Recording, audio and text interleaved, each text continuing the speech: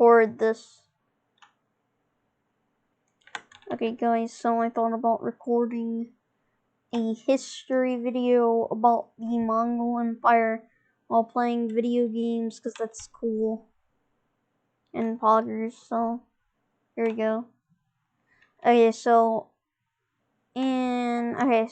early at towards the end of the 900s AD, the Mongol Empire was created. It started in just above China, and it was a large piece of land, basically.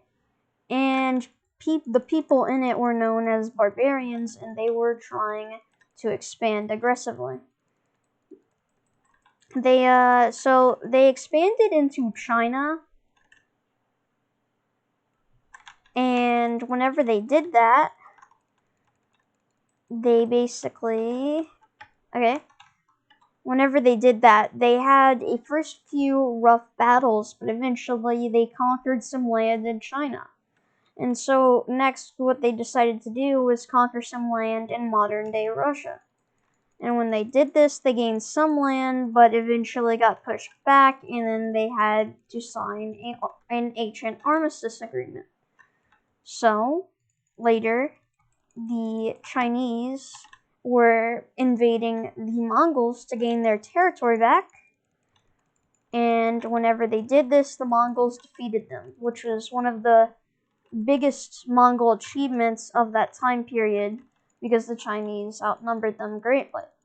So, years later, the Mongols invaded the Chinese and took even more land. And repeat.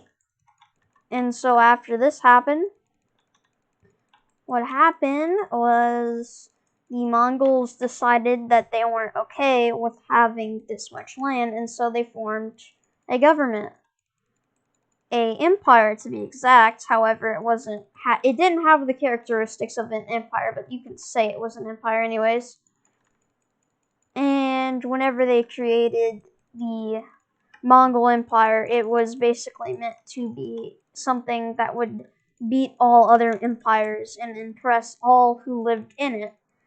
And while this did happen, it didn't last for long.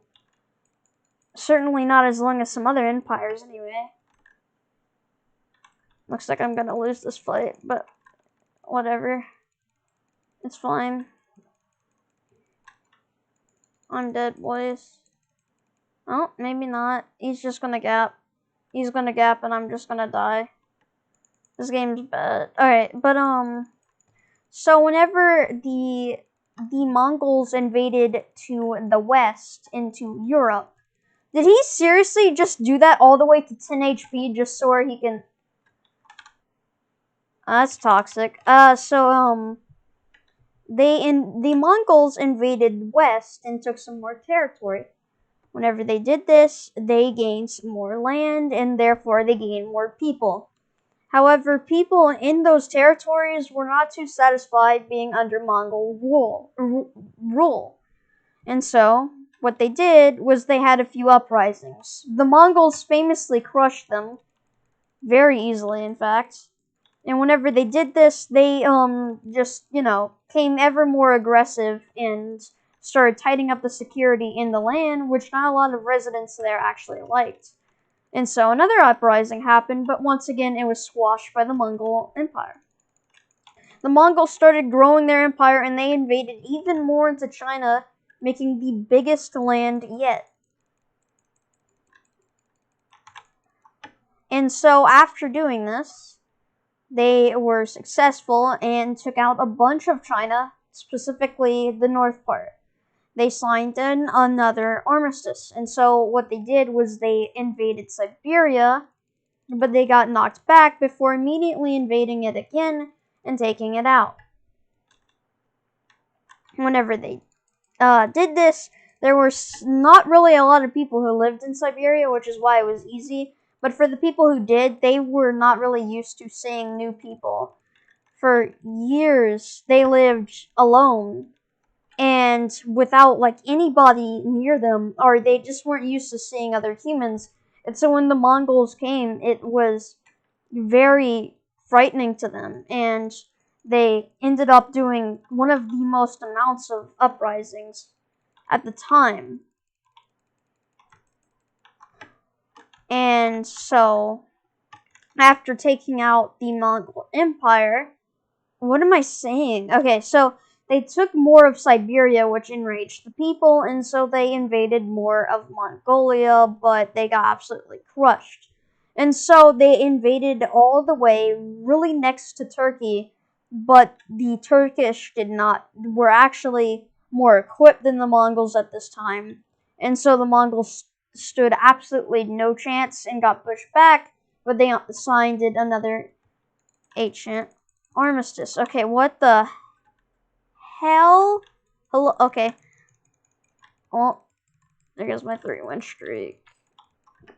Okay, and so the Mongols invaded more of China, but this time they got one of their first crushing blows from the Chinese. And whenever they crushed the Chinese, basically what happened... Oh, I'm getting destroyed right now. Holy crap. GG. And so the Mongols started invading China, and they would lose again and again.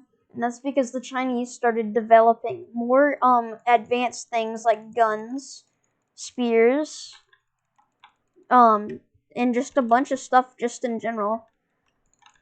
My Gapple didn't even go through. Alright, well that's another loss for me. Alright, but and so the Chinese started defeating the Mongols and pushed them all the way back to their border. It was now the first millennium in the AD, around 1032 to be exact. The Mongols had a crushing, absolute blow into Siberia, taking a lot of their land, and so they were advancing slowly. After all this time, they were advancing. And so they had another try at the Turkish. They managed to take out the Turkish through a surprise attack through the Caspian Sea, and whenever they did this, they absolutely crushed a bunch of Turkish land. But of course, uprisings led to the Mongols, ended up not really. Eventually, the land was taken out, and they were pushed back. But that didn't stop another try later, in which they had another awesome blow into Turkey, took even more land, and this time had a secure hold on the people, and so that helped. Please die. I'm sorry, bro. I feel bad now. Okay, and so they defeated a lot of Turkish people, and so they invaded the... No, it's this guy again, the guy you just saw. Oh my... Why? He just says hold this and then just proceeds to absolutely destroy me, bro. I hate this kid, bro. Die. Just die. You're so... Okay. But, so they had some more awesome they had some more victories in China, which eventually led to the Chinese being angry, and so they invaded the Mongolia, this time not succeeding because the Mongolians have officially, at this time period... Finally, I killed that guy. Okay. But finally, the Mongolians were more advanced than the Chinese and got an even more part into that. And eventually, they took even more of Europe, and then they expanded into the Middle East, where they were knocked back all the way to the Caspian Sea, losing territory this time, and this was one of the most famous damages in that time frame for the Mongols. They did not really like being defeated, let's just say that, and so they got a lot more aggressive towards the Middle East, and They basically did a lot more invasions, kept failing until they finally got a successful invasion and took out quite a bit of the Middle East, but they didn't want to go further because it was a hard and unstable land to control because the people there had a lot of uprisings. So more of China was taken out later on, and then more of Siberia. They expanded more into Europe, expanding all the way to the Polish borders. This was about to be the end of the Mongolian Empire. But soon enough, they tried to invade Japan.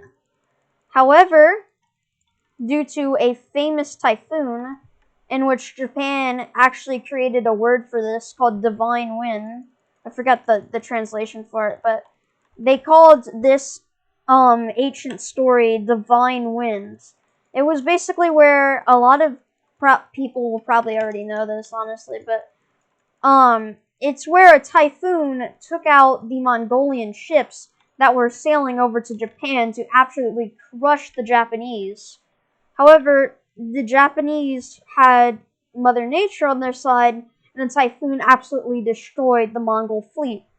The Mongols lost some territory in China, and then they lost some territory to Siberia, and while the Russians were expanding. After this, they started to invade Japan again, but once again, the typhoon destroyed their entire fleet, and so the Mongols just gave up defeating or just attacking Japan.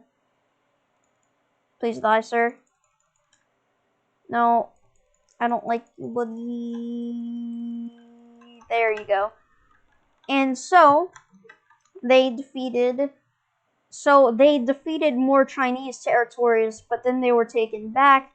And so they tried to take over the Middle East, but then they got pushed all the way to the Caspian Sea, and then even farther. And so they just set up like walls and stuff like that to keep the Middle Eastern people away. Damn, I'm actually destroyed that kid. Okay. And so they invaded more into Europe, but Europe at this point had a lot of iron armor, iron weapons. They were advancing significantly faster than the Mongolians and pushed them back. They lost a lot of land in Russia. They gained some land in Russia. Then they lost it again. And then after that, they tried to... Oh my... Jesus Christ, this dude's good. After that, they lost more and more lands in Russia until they were forced to just pull out of Siberia entirely after more uprisings happened there. They lost a lot of their Chinese territories and then lost their Turkish territories before failing to invade the Japanese because they just didn't feel like it, even though it was originally planned. I'm just gonna die here. Close. But, and so they tried to invade China more, but they got defeated because the Chinese were now very advanced, well, fairly advanced. Hundreds of years later, it would be proved at this point that they weren't advanced at all. But, sir, can you sit down, please? Sir? Alright, this is toxic, I'm sorry. But basically,